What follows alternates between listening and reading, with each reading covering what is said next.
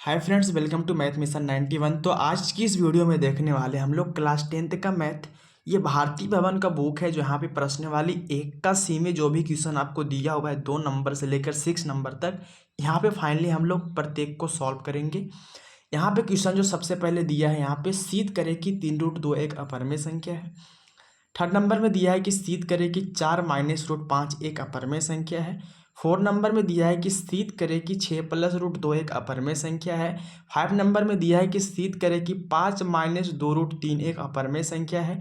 और 6 नंबर में जो लास्ट क्वेश्चन है, सिद्ध करें कि 5/√7 एक परमेय संख्या नहीं है। मतलब ये अपरिमेय संख्या क्यों है। तो हम लोग यहाँ पे आज 5 प्रश्न को बहुत ही बेसिकली इंपॉर्टेंट तरीका से हल करेंगे, जो कि आपके एग्जाम के लिए बहुत ही इंपॉर्टेंट है। और आपके एग्जाम में इस टाइप से प्रश्न आने की पूरी संभावना है, क्योंकि हर एक साल आपके एग्जाम में सिद्ध करने वाले प्रश्न आते हैं। तो आप इस वीडियो को अंत तक देख के जाना, क्योंकि आप यहाँ से बहुत ही अच्छे तरीके से सीखने वाले हैं और आपके एग्जाम में क्वेश्चन आएगा तो बेसिकली बहुत ही आसान तरीका सॉल्व भी कर देंगे। ठीक है, तो यहाँ पे हम लोग दूसरा नंबर जो क्वेश्चन दिया हुआ है कि सिद्ध करें कि 3√2 एक अपरिमेय संख्या है, इसको यहाँ पे सॉल्व करेंगे बहुत ही बेसिकली इंपॉर्टेंट तरीका से, एक एक पॉइंट को समझेंगे। तो यहाँ पे फर्स्ट क्वेश्चन दिया था कि सिद्ध करें कि 3√2 एक अपरिमेय संख्या है। तो देखो यहाँ पे सबसे पहले इसको सिद्ध करके बताना है कि आखिर ये अपरिमेय संख्या है तो कैसे है। ये आपको पता है कि 3√2 एक अपरिमेय संख्या है, लेकिन कैसे है। तो यहाँ पे देखो, इस प्रश्न को हल करने के लिए फिर या इस टाइप के प्रश्न को हल करने के लिए आपको सबसे पहले परिमेय संख्या मान करके हल करना पड़ता है। ठीक है, तो यहाँ पे लिखेंगे सबसे पहले माना कि, हल में लिखेंगे माना कि 3√2 जो है, माना कि 3√2 एक परिमेय संख्या है। माना कि 3√2 एक क्या है, आपका परिमेय संख्या है। अब परिमेय संख्या क्यों माने समझिएगा, क्योंकि परिमेय संख्या हम लोग उस संख्या को कहते हैं जिस संख्या को हम p/q के रूप में लिख सकते हैं। ठीक है ना, जिस संख्या को हम p/q के रूप में लिखते हैं उसे क्या कहते हैं, परिमेय संख्या कहते हैं। लेकिन जो q है ना, q इसका वैल्यू आपका 0 नहीं आना चाहिए। q बराबर नॉट इक्वल 0, मतलब q का मान आपका 0 नहीं आना चाहिए। ठीक है ना, मतलब बट्टे में आपका 0 कभी नहीं आना चाहिए। बाकी आपका कोई सा भी संख्या रहेगा चलेगा। ठीक है ना, तो परिमेय संख्या किसे कहते हैं, जिस संख्या को p/q के रूप में लिख सकते हैं उसे क्या कहते हैं, परिमेय संख्या कहते हैं। तो मैंने यहाँ पे माना कि 3√2 एक परिमेय संख्या है। जहाँ लिखेंगे p तथा q, जहाँ p तथा q कोई पूर्णांक है, p तथा q कोई क्या आपका है, पूर्णांक है। ठीक है, यहाँ तक कोई दिक्कत आपको नहीं है। माना कि 3√2 एक परिमेय संख्या है जहाँ p तथा q कोई पूर्णांक है। अब देखो, p तथा q मानने का रीजन ये था कि जिस संख्या को हम p/q के रूप में लिखते हैं उसे क्या कहते हैं, परिमेय संख्या। इसलिए यहाँ पे मैंने लिखा कि जहाँ p तथा q कोई पूर्णांक है। अब यहाँ पे मैंने इसको माना क्या है, 3√2 को परिमेय संख्या। तो लिखेंगे 3√2 बराबर क्या लिखेंगे, p/q लिखेंगे, क्योंकि इसको परिमेय संख्या माने थे। और परिमेय संख्या का जो नियम कहता है कि जिस संख्या को p/q के रूप में लिखते हैं उसे क्या कहते हैं, हम लोग परिमेय संख्या कहते हैं। लेकिन जो q है ना, इसका मान आपका 0 क्या करना चाहिए, नहीं आना चाहिए। ठीक है, अब देखो यहाँ से क्या करेंगे समझिएगा। यहाँ से हम लोग बहुत ही शॉर्टकटली आसान तरीका से हल करेंगे। तो यहाँ से देखो, आसान तरीका से हल करने का मात्र एक ही तरीका है। वो कौन सा तरीका है समझिएगा। देखो यहाँ से हम ऐसा करेंगे, देखो √2 है, ये क्या 3 है। तो जो 3 है ना, ये रूट से बाहर है, ये रूट के अंदर है। तो ये 3 जो रूट से बाहर है ना, इसको यहाँ से हटाएंगे। मतलब ये 3 जो है ये गुना में है, जब इसको यहाँ से हटाएंगे तो इधर आ जाएगा भागा में। तो यहाँ पे √2 का √2 रहेगा, बराबर क्या है, p/q है। जब ये 3 जो था ये गुना में था, जब इधर आएगा तो क्या हो जाएगा, भागा में। भागा का मतलब किसी भी संख्या में नीचे से भाग दिया था ऊपर में, तो बट्टा में आ गया। ठीक है ना, आप यहाँ तक समझ गए।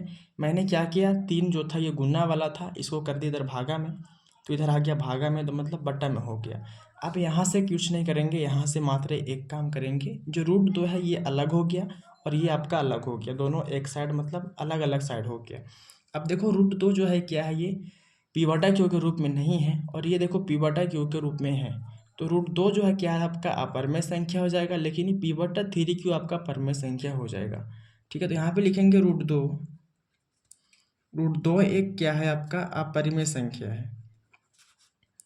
√2 एक क्या है, आपका अपरिमेय संख्या है,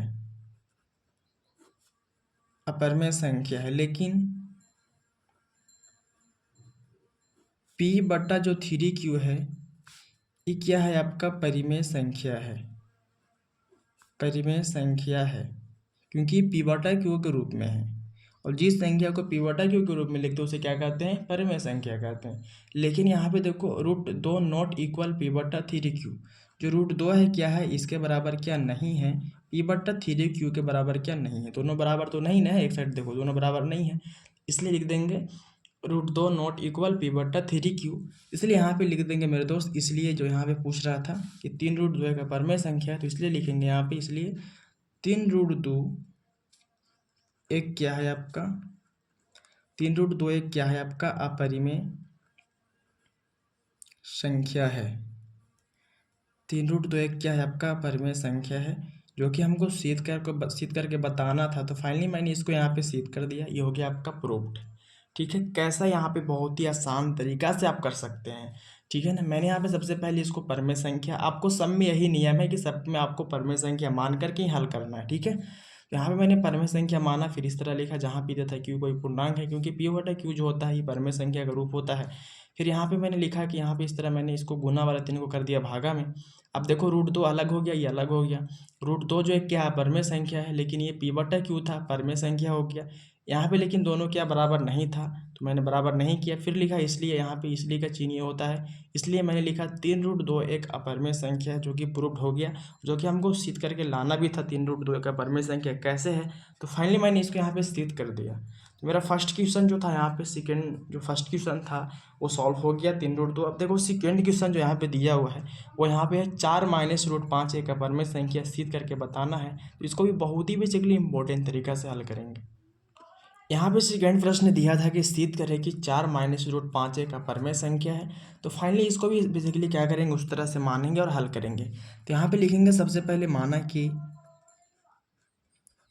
4 - √5 एक क्या है आपका, परिमेय संख्या है। 4 - √5 एक क्या है, परिमेय संख्या है। परिमेय संख्या किसे कहते हैं, जिस संख्या को पी बटा क्यू के रूप में लिख सकते हैं उसे क्या कहते हैं, परिमेय संख्या। और अपरिमेय संख्या किसे कहते हैं, जिस संख्या को पी बटा क्यू के रूप में नहीं लिख सकते हैं।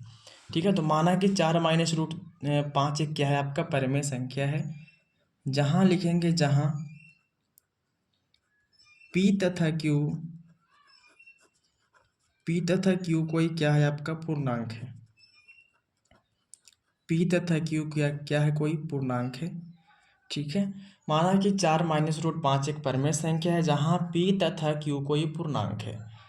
चलो, अब परिमेय संख्या जब माने है तो उसका नियम क्या होता है कि जिस संख्या को पी बटा क्यू के रूप में लिखते हैं उसे क्या कहते हैं, परिमेय संख्या। और जिस संख्या को पी बटा क्यू के रूप में नहीं लिखते हैं उसे क्या कहते हैं, अपरिमेय संख्या। लेकिन यहाँ पे जो क्यू होता है ना, उसका मान आपका 0 नहीं आना चाहिए, परिमेय संख्या का नियम ये कहता है। तो यहाँ पे हो जाएगा 4 - √5 और क्या माने हैं, परिमेय संख्या। यहाँ पे माने हैं तो हो जाएगा परिमेय संख्या किसे कहते हैं, पी बटा क्यू के रूप में लिखते हैं उसे कहते हैं। लेकिन जो क्यू है ना, क्यू इसका मान आपका 0 क्या करना चाहिए, नहीं आना चाहिए। मैंने आपको पहले समझाया। अब देखो यहाँ से क्या करेंगे, देखो यहाँ पे 4 ये रूट से बाहर है, ये रूट के अंदर है। तो पहले देखो ये 4 को यहाँ से हटा देंगे, मतलब रूट वाला को एक साइड करेंगे और जो रूट से बाहर है उसको एक साइड कर देंगे। तो यहाँ पे -√5 का 5 रहेगा, बराबर में क्या है, पी बटा क्यू है। जब ये 4 है ना, जब ये 4 इधर आएगा ना बराबर के इधर, तो क्या हो जाएगा, ये प्लस में है। किसी भी संख्या को उसको आगे चिन्ह देखा जाता है, तो इसका आगे क्या माइनस में √5 था, इसका आगे प्लस में है। तो जब ये प्लस वाला जब बराबर के इधर आएगा तो क्या हो जाएगा, माइनस में हो जाएगा। तो प्लस वाला 4 इधर क्या चिन्ह हो जाएगा, माइनस में 4 हो जाएगा। चलो, अब यहाँ से हो गया आपका -√5 का 5 हो गया। अब यहाँ से इसके नीचे कुछ नहीं तो 1 मान लीजिए, और यहाँ पे क्यू और 1 का एलसीएम ले लेंगे। कुछ नहीं तो 1 मान लेना है। अब क्यू 1 का एलसीएम क्या होगा, क्यू होगा। ठीक है, ये क्यू लिखा हुआ, ठीक है ना, आप समझिएगा क्या लिखा हुआ, क्यू। अब मैं आपको पहले क्या पढ़ाया था कि एलसीएम जो होता है ना, उसमें नीचे वाले संख्या जो ये होता है ना, इससे भाग करते हैं इसमें। तो क्यू से क्यू में भाग करेंगे तो एक बार में कटेगा, और 1 से पी में गुना किया जाता है, मतलब जितना बार में कटेगा ना उतना से ऊपर गुना करते हैं। तो क्यू में क्यू से भाग करेंगे तो एक बार में कटेगा, और 1 से पी में गुना करेंगे तो क्या होगा, पी होगा। फिर माइनस का माइनस दे देंगे। सेम तरीका से यहाँ पे करेंगे तो 1 से क्या करेंगे, भाग करेंगे क्यू में, तो क्यू बार में कटेगा। अब क्यू से ऊपर गुना करेंगे 4 में, तो क्या होगा 4q हो जाएगा। क्या हो गया आपका 4q हो गया। ठीक है, ये p है आपका, ये माइनस क्या 4q है, बट्टा में क्या आपका q है। अब देखिए यहाँ से क्या करेंगे, तो यहाँ से ये माइनस का जो √5 है इसको यहीं पे छोड़ देंगे। ठीक है, -√5 का 5 रहेगा। अब देखो इस माइनस को हटाने के लिए यहाँ पे हम क्या करेंगे, इसमें से माइनस कॉमा लेंगे, ताकि क्या होगा माइनस माइनस ख़त्म हो जाएगा। तो हम यहाँ पे जब माइनस इसमें से कॉमा ले लेंगे ना मेरे दोस्त, तो प्लस वाला p माइनस में हो जाएगा और माइनस वाला 4q प्लस में हो जाएगा, क्योंकि जब इसमें से माइनस हम कॉमा लेंगे तब। तो यहाँ पे माइनस कॉमा लेंगे तो ये प्लस वाला p क्या होगा माइनस में हो जाएगा, और ये माइनस वाला 4q क्या हो जाएगा प्लस में 4q हो जाएगा। ठीक है, प्लस में क्या हो जाएगा 4q, और बट्टा में क्या आपका, बट्टा में आपका q का q रहेगा। चलो यहाँ तक हो गया। यहाँ तक समझने में कोई दिक्कत आपको नहीं है? नहीं है। चलो देखो यहाँ से क्या करेंगे, तो देखो माइनस यहाँ पे भी था और मैंने यहाँ पे माइनस कॉमा लिया इस माइनस को काटने के लिए, तब ये माइनस माइनस क्या होगा कट जाएगा, बचेगा क्या यहाँ पे √5 बचेगा।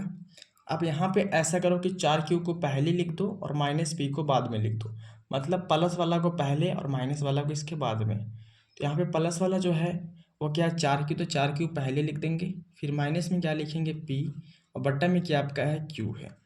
ठीक है, यहाँ तक समझने में कोई दिक्कत आप लोग को नहीं है? नहीं है। अब देखिए √5 जो है ना, ये √5 आपका परिमेय संख्या है, लेकिन यहाँ पे 4q माइनस p/q, ये p/q के रूप में है, तो ये आपका हो जाएगा परिमेय संख्या। तो यहाँ पे लिखेंगे मेरे दोस्त कि √5 है, √5 एक आपका परिमेय संख्या है, √5 एक क्या है आपका अपरिमेय संख्या है, √5 एक अपरिमेय संख्या है। लेकिन मेरे प्यारे साथियों जो यहाँ पे लेकिन जो आपको आया है 4q माइनस p/q, ये p/q के रूप में है, इसलिए यहाँ पे लिखेंगे 4q माइनस p/q क्या है आपका परिमेय संख्या है, परिमेय संख्या है। ठीक है ना, बेसिकली आपको इस तरह से लिखना है, जैसे √5 एक अपरिमेय संख्या है, लेकिन 4q माइनस p/q एक परिमेय संख्या है। और यहाँ पे फिर दिखाएं, देखो यहाँ पे ये इतना आपको लिख लिए, क्योंकि ये √5 जो था एक अपरिमेय संख्या था, लेकिन ये p/q के रूप में था, इसलिए परिमेय संख्या हो गया। लेकिन यहाँ पे देखो √5 बराबर ये क्या नहीं आया, दोनों बराबर नहीं ना है, तो यहाँ पे लिख देंगे √5 not equal 4q minus p/q, इसके बराबर क्या नहीं है, इसलिए यहाँ पे लिख देंगे, इसलिए ये इसलिए का चिन्ह हो गया। इसलिए यहाँ पे जो आपको सिद्ध करना था 4 माइनस √5, इसलिए यहाँ पे लिखेंगे 4 माइनस √5 एक आपका अपरिमेय संख्या है, अपरिमेय संख्या है, जो कि हमको सिद्ध करके ही लाना था। तो मेरा बेसिकली सिद्ध हो गया 4 माइनस √5 एक अपरिमेय संख्या है, ये आपका हो गया प्रूव्ड। ठीक है, तो फाइनली मैंने यहाँ पे क्वेश्चन नंबर सेकेंड का भी हल कर लिए। अब देखो क्वेश्चन नंबर सेकेंड तो बहुत ही आसान तरीका से हल हो गया, लेकिन क्वेश्चन नंबर यहाँ पे 4 में जो दिया हुआ है, यहाँ पे दिया है आपका 6 सिद्ध करें कि 6 प्लस √5 एक अपरिमेय संख्या है। तो फाइनली इसको भी हम लोग जिस तरह से थर्ड वाला किया उस तरह से 4 वाला करेंगे, बहुत ही आसान तरीका से। तो यहाँ पे आपका लास्ट यहाँ पे 4 नंबर में क्वेश्चन दिया था कि सिद्ध करें कि 6 प्लस √2 एक अपरिमेय संख्या है। तो फाइनली इसको भी बेसिकली उस तरह से मानेंगे, परिमेय संख्या है मानेंगे, इसको भी हल कर लेंगे। तो यहाँ पे लिखेंगे सबसे पहले कि माना कि लिखेंगे माना कि 6 प्लस √2 एक क्या है आपका एक परिमेय संख्या है। माना कि 6 प्लस √2 क्या है आपका एक परिमेय संख्या है। ठीक है, अब परिमेय संख्या किससे कहते हैं, जिस संख्या को p/q के रूप में लिखते हैं, ये आपको याद होना चाहिए। माना कि 6 प्लस √2 एक परिमेय संख्या है, जहां लिखेंगे जहां p तथा q कोई पूर्णांक है, जहां p तथा q कोई क्या है पूर्णांक है। ठीक है ना, क्योंकि p तथा q लिखने का रीजन ये है कि हम इसे परिमेय संख्या का जो रूप होता है p/q का रूप का होता है। ठीक है ना, जब यहाँ पे हम परिमेय संख्या मानेंगे तो इसे p/q का रूप का होता है परिमेय संख्या, इसलिए यहाँ पे लिखेंगे जहाँ p तथा q कोई पूर्णांक है। चलो अब यहाँ से इसको हल करेंगे बहुत ही आसान तरीका से। तो यहाँ पे देखो हो गया, अब देखो यहाँ पे p तथा q हो गया पूर्णांक है, लेकिन यहाँ पे मैंने माना कि 6 प्लस √2 एक परिमेय संख्या है, तो परमेय संख्या किसे कहते हैं? तो 6 + √2 लिखेंगे बराबर क्या लिखेंगे? P/Q। क्योंकि जिस संख्या को हम P/Q के रूप में लिखते हैं उसे क्या कहते हैं? उसे कहते हैं परमेय संख्या। लेकिन जो Q होता है, Q का मान आपका 0 क्या करना चाहिए? नहीं आना चाहिए। मतलब Q बराबर नॉट इक्वल 0, Q का वैल्यू आपको 0 नहीं आना चाहिए, अन्यथा ये अपरमेय संख्या हो जाएगा। ठीक है, अब देखो यहाँ से इसको हल करेंगे तो यहाँ से हल करने का मात्र एक तरीका है। यहाँ से देखो करेंगे क्या, तो यहाँ से देखो ये रूट के अंदर है, ये रूट के बाहर है, तो जो रूट से बाहर है उसको एक साइड कर लेंगे और रूट के अंदर को एक साइड कर लेंगे। जो संख्या रूट में है उसको एक साइड करेंगे और जो संख्या रूट से बाहर है उसको एक साइड करेंगे। तो यहाँ पे देखो √2 को √2 यहीं पे छोड़ देंगे और ये जो 6 है ये प्लस में है। जब ये प्लस वाला 6 को जब हम बराबर इधर लाएंगे तो ये माइनस का 6 हो जाएगा। तो यहाँ पे P/Q क्या Q रहेगा। जब ये प्लस का 6 है, जब इधर आएगा तो क्या होगा? माइनस का 6 होगा। अब यहाँ से इसका हल निकालेंगे तो यहाँ पे √2 का √2 रहेगा बराबर, यहाँ पे देखो P/Q है बट माइनस क्या 6 हो गया।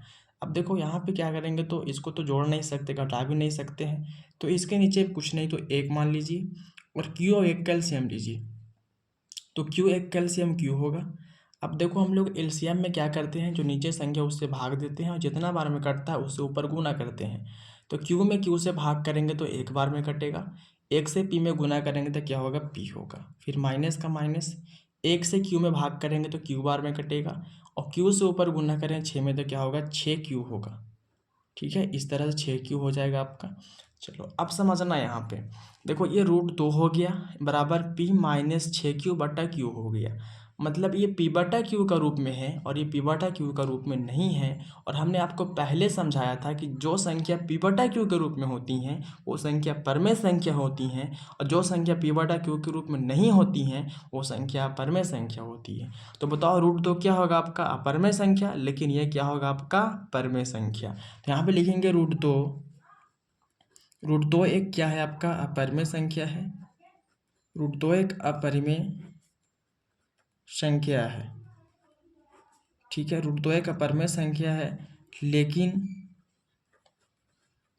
जो यहाँ पे मेरा P-6Q जो Q है ये क्या है? आपका परमेय संख्या, क्योंकि ये परमेय संख्या का रूप का है। यहाँ पे लिखेंगे P-6Q/Q क्या है? आपका परिमेय संख्या है, परमेय संख्या है। ठीक है, क्या है? परमेय संख्या है। अब देखो यहाँ पे थोड़ा सा दिखा देना है कि देखो यहाँ पे क्या है आपका, तो यहाँ पे जो आपका है ये √2 बराबर ही क्या नहीं है, मतलब दोनों बराबर तो नहीं है। तो यहाँ पे लिख देंगे √2 नॉट इक्वल, मतलब नहीं बराबर है किसका? P-6Q/Q का। दोनों क्या इसके बराबर का नहीं है। ठीक है ना, इसलिए यहाँ पे लिख देंगे मेरे प्यारे साथियों, इसलिए यहाँ पे लिख देंगे, इसलिए ये इसलिए का चिन्ह होता है, इसलिए यहाँ पे लिख देंगे कि यहाँ पे इसलिए लिख देंगे कि 6 + √2 एक क्या है? आपका अपरिमेय संख्या है। इसलिए यहाँ पे लिखेंगे 6 + √2 एक क्या है? आपका अपरिमेय संख्या है, जो कि हमको सिद्ध करके लाना था। तो यह अपरिमेय संख्या हो गया और ये मेरा हो गया प्रूफ्ड। ठीक है, तो फाइनली मैंने यहाँ पे इसको बहुत ही बेसिकली इंपॉर्टेंट तरीका से हल किया और ये आपके एग्ज़ाम के लिए बहुत ही इंपॉर्टेंट है। तो आप इस वीडियो के माध्यम से, अगर आप इस वीडियो को अंत तक देख लीजिएगा ना, तो आपको जो भी प्रश्न सिद्ध करने वाला आएगा ना वो आप बहुत ही आसान तरीका से हल कर दीजिएगा, कोई डाउट नहीं रहेगा, बहुत ही बेसिकली इंपॉर्टेंट तरीका से हल कर लीजिएगा। तो वीडियो को अंत तक देख के जाना। यहाँ पे हमें 2 क्वेश्चन और सॉल्व करने वाले हैं। यहाँ 4 तक हो गया था। 5 नंबर में क्वेश्चन जो दिया है आपको यहाँ पे, ये 5 नंबर में क्वेश्चन दिया गया है कि सिद्ध करें कि 5 - 2√3 एक अपरमेय संख्या है। तो यहाँ पे 5 नंबर वाला भी सॉल्व करेंगे, जो कि बहुत ही इंपॉर्टेंट क्वेश्चन है मेरे दोस्त। तो वीडियो को अंत तक देख के जाना है। अगर वीडियो अच्छा लगा तो वीडियो को लाइक कर दीजिएगा, दोस्तों को शेयर भी कर दीजिएगा और चैनल सब्सक्राइब तो कर ही लेना है। तो यहाँ पे 5 नंबर क्वेश्चन को सॉल्व करते हैं। तो यहाँ पे 5 नंबर क्वेश्चन दिया था कि सिद्ध करें कि 5 - 2√3 एक अपरमेय संख्या है। तो फाइनली इसको भी उसी तरह से क्या करेंगे, मानेंगे कि माना कि 5 - √3 एक परमेय संख्या है जहाँ P तथा Q कोई पूर्णांक है, और बेसिकली उस तरह से इसको भी यहाँ पे हल करेंगे। ठीक है ना, तो यहाँ पे लिखेंगे सबसे पहले, यहाँ पे लिखेंगे हल में कि माना कि 5 - 2√3 एक क्या है? आपका एक परिमेय संख्या है, एक परिमेय संख्या है जहाँ जहाँ क्या है, तो जहाँ पी तथा क्यू कोई पूर्णांक है, पी तथा क्यू कोई क्या है आपका पूर्णांक है। ठीक है ना, माना कि 5 माइनस 2√3 एक परमेय संख्या है जहाँ पी तथा क्यू कोई पूर्णांक है। परमेय संख्या किसे कहते हैं, तो जिस संख्या को पी बटा क्यू के रूप में लिखते हैं उसे परमेय संख्या कहते हैं, और जिस संख्या को पी बटा क्यू के रूप में नहीं लिखते हैं उसे अपरमेय संख्या कहते हैं। और यहाँ पे आपको एक बात और याद रखिए कि जब हम परमेय संख्या माने, तो परमेय संख्या जब इसको माने हैं तो आपको पी तथा क्यू लिखना बहुत ही जरूरी है, क्योंकि परमेय संख्या का जो रूप होता है वो पी बटा क्यू का रूप होता है। ठीक है ना, जब इसको हम परमेय संख्या मानेंगे तो यहाँ पे पी तथा क्यू लिखना बहुत ही जरूरी है, क्योंकि हम इसको परमेय संख्या को जो होता है ना पी बटा क्यू का रूप का होता है। चलो अब यहाँ से इसको हल करेंगे तो 5 माइनस क्या होगा 2√3 बराबर पी बट्टा क्यू। अब ऐसा क्यों, क्योंकि हम 5 माइनस 2√3 को परमेय संख्या माने हैं, और परमेय संख्या का रूप पी बट्टा क्या होता है पी बट्टा क्यू होना चाहिए, लेकिन जो क्यू है ना इसका मान 0 भी नहीं होना चाहिए। ठीक है ना, क्यू का मान जब 0 हो जाएगा तो अपरमेय संख्या हो जाएगा, और क्यू का मान 0 नहीं होगा तब परमेय संख्या होगा। ठीक है ना, चलो अब यहाँ से क्या करेंगे, तो देखो यहाँ से इस क्वेश्चन को हम करेंगे कुछ नहीं, यहाँ से हम देखो ये अंक वाला है, ये 2√3 है, तो पहले हम अंक वाला को अंक वाला को एक साइड कर लेंगे और रूट वाला को एक साइड करेंगे। तो देखो ये 5 जो है ये प्लस में है, किसी भी संख्या को आगे चिन्ह देखा जाता है तो इसका आगे प्लस है, इसका आगे माइनस है, तो 5 प्लस में है, ये क्या माइनस में है। तो जो प्लस वाला 5 है ना, जब बराबर का उधर करेंगे तो क्या हो जाएगा माइनस का 5 हो जाएगा। तो यहाँ पे देखो 5 माइनस 2√3 बराबर पी बट्टा क्यू है। तो हम ऐसा करते हैं, यहाँ पे समझिएगा, यहाँ पे हम +5 को उधर करेंगे तो क्या होगा -5, यहाँ पे 2√3 लिखेंगे बराबर पी बट्टा क्यू लिखेंगे। जब ये प्लस का 5 जब बराबर का इधर आएगा तो क्या होगा माइनस का 5 होगा। ठीक है, यहाँ पे -2√3 का 3 रहेगा। अब देखो इसका नीचे कुछ नहीं तो 1 मान लीजिएगा, और क्यू एक का एलसीएम लीजिएगा, तो क्यू एक का एलसीएम क्यू होता है। अब देखो क्यू से हम क्या करते हैं, जो एलसीएम आता है ना वो नीचे जो संख्या होता है बट्टा में ना इससे इसमें भागा करते हैं, और जितना बार में कटता है ना उससे ऊपर वाली संख्या में गुना करते हैं, यही तो होता है ना भीम का जोड़ में। तो देखो क्यू से क्यू में भाग करेंगे तो एक बार में कटेगा, एक से ऊपर पी में गुना करेंगे तो क्या होगा पी होगा, फिर माइनस का माइनस दे देना है, माइनस है तो माइनस दे दिए, एक से क्यू में भाग करेंगे तो क्यू बार में कटेगा, और क्यू से ऊपर 5 में गुना करेंगे तो क्या होगा 5 क्यू होगा। ठीक है, 5 क्यू होगा। चलिए यहाँ पे आपका हो गया माइनस का 2√3 हो गया, बराबर क्या हो गया पी माइनस 5 क्यू बट्टा क्या हो गया आपका क्यू हो गया।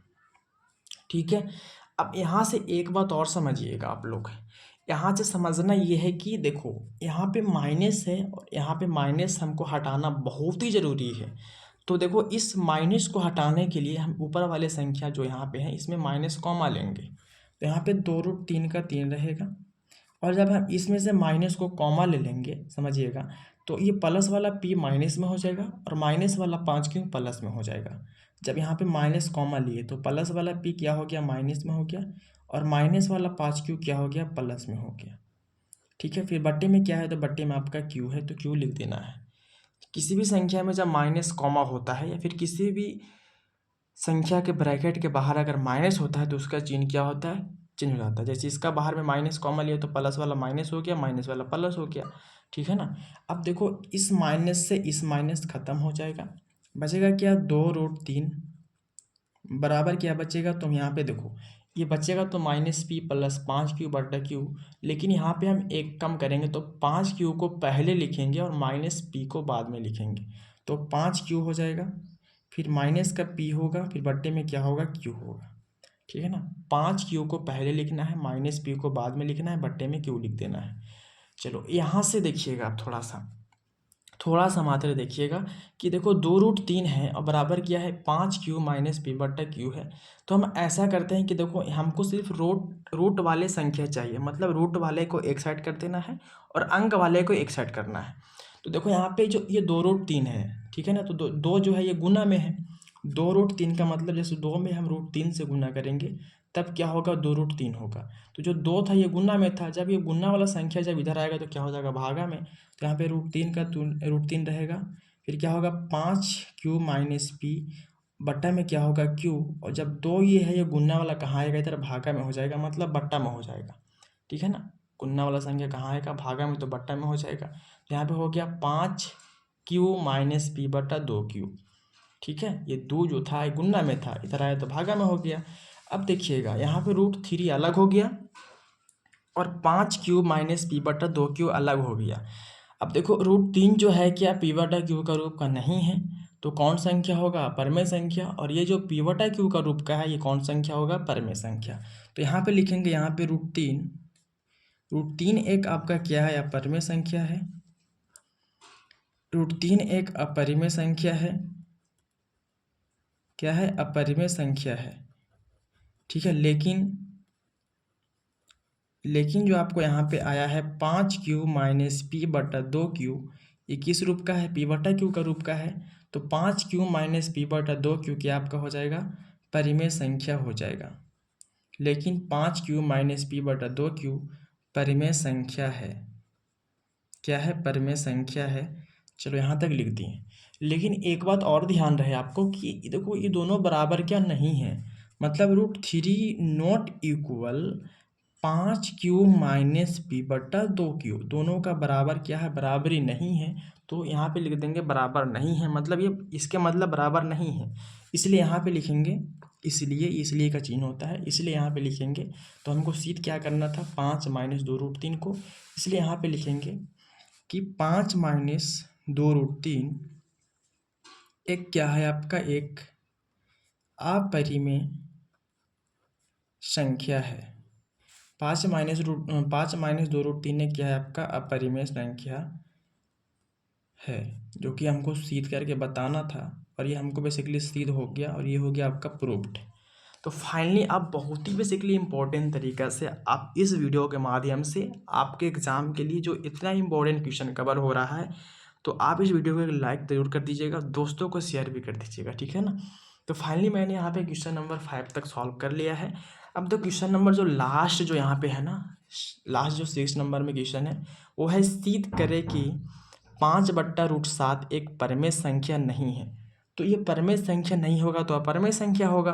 तो यहाँ पे इसको हम बहुत ही इम्पोर्टेंट तरीका से हल करेंगे, तो वीडियो को आप अंत तक ही देख लेना, क्योंकि ये आपके एग्ज़ाम के लिए बेसिकली बहुत ही इम्पोर्टेंट है। तो यहाँ पे 6 नंबर को हल करते हैं। तो यहाँ पे आपका जो लास्ट क्वेश्चन दिया था कि सिद्ध करे कि 5/√7 एक परमेय संख्या नहीं है।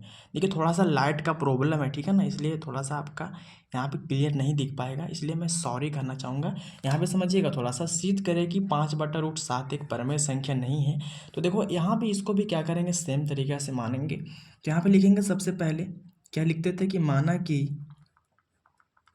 देखो सब में बेसिकली सेम रूल से हल करना है, सब में आपको परमेय संख्या मानना है, और सब में बेसिकली जिस तरह से हल करते हैं, और आपको पता है कि सब में सेम टू सेम लिखना है, खाली आपका संख्या अलग अलग है।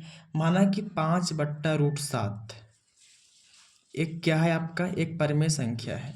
माना कि 5/√7 एक क्या है, परिमेय संख्या है, ठीक है ना, परिमेय संख्या है। परमेय संख्या किसे कहते हैं दोस्त, तो जिस संख्या को हम p/q के रूप में लिखते हैं उसे परमेय संख्या कहते हैं, ठीक है। तो p/q मतलब p और q भी आ रहा है, तो यहाँ पे लिखेंगे जहाँ p तथा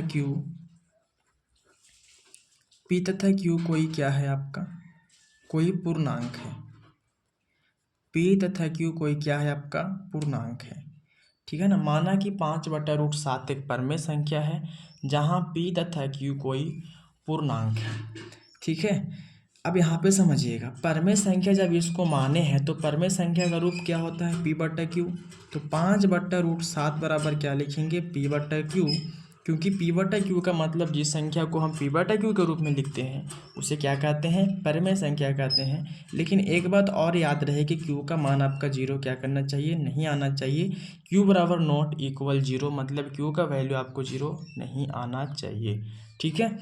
अब देखिए यहाँ से करेंगे क्या, तो यहाँ से ये करेंगे मेरे दोस्त कि यहाँ से हम तिरछा तिरछी गुना कर लेंगे, तो इसका गुना इससे और इसका गुना इससे करेंगे।